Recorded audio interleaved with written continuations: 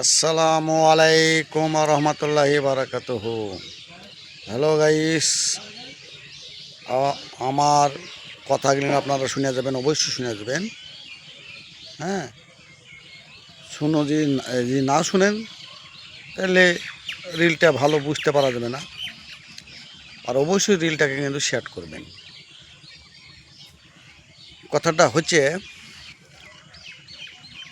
ছোট ছোট বাচ্চাগুলি 5 বছর থেকে 6 বছর বয়সে আছে, তাদেরকে এখন বোর্ডিং মাদ্রাসায় ভর্তি করে দিচ্ছে।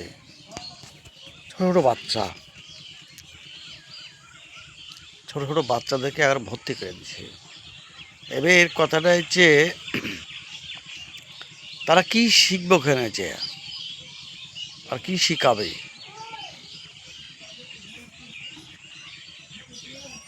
এবার কথাটা হচ্ছে, পড়াশোনা ধরেন যে ছেলেপিলে বসে না, তার জন্যে বাপ মারা ভালোর জন্যে বোর্ডিং মাদ্রাসায়, বোর্ডিং স্কুলে দিয়ে চলে আসছে। কিন্তু নিজের স্কুলে, নিজের মাদ্রাসা এগুলা কিন্তু পাচ্ছে না। অন্তত ছেলেপিলে মার খেয়ে দিচ্ছে, মেয়েরা ছেলেরা মার খাচ্ছে। হ্যাঁ, কিন্তু আমাদের সমাজের শিক্ষার অভাব হয়েছে, মানে বিশেষ করে গরিবের মধ্যে। আর বড় লোকের কথা তো বাদ দিতে হবে, বড় লোকেরা অনেক টাকা খরচা করে লেখাপড়া করাইছে। আর বিশেষ করে গরিবেরা ধরেন যে বোর্ডিংয়ে দিয়ে আসছে, টাকা খরচা হয়েছে, গরিবের টাকা না খরচা না, টাকা লাগবে, মাস গেলে 2000 2500 টাকা লাগবে।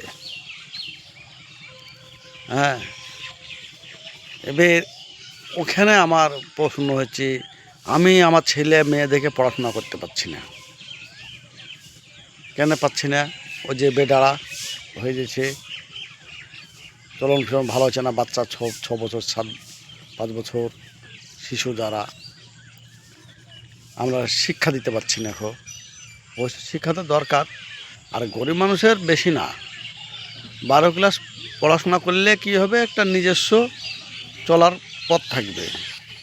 চাকরি তো আমাদের এখানে পাবে না, আমাদের ভারতে চাকরিও দিবে না। এখন চাকরি থেকে বরঞ্চ বাদই দিয়ে দিছে। এটা পড়াশোনা করে কি হবে? তো নিজে চলার মতো করতে হবে, ব্যবসা বাণিজ্য, রাস্তাঘাট চলার জন্যে অন্তত 12-13 ক্লাস পড়ার দরকার। এই ভিডিওটাকে শেয়ার করে দেবেন আপনারা, বেশি বেশি বিশেষ করে শেয়ার করে দেবেন। লাইক, শেয়ার, ফলো, কমেন্ট সবই করবেন।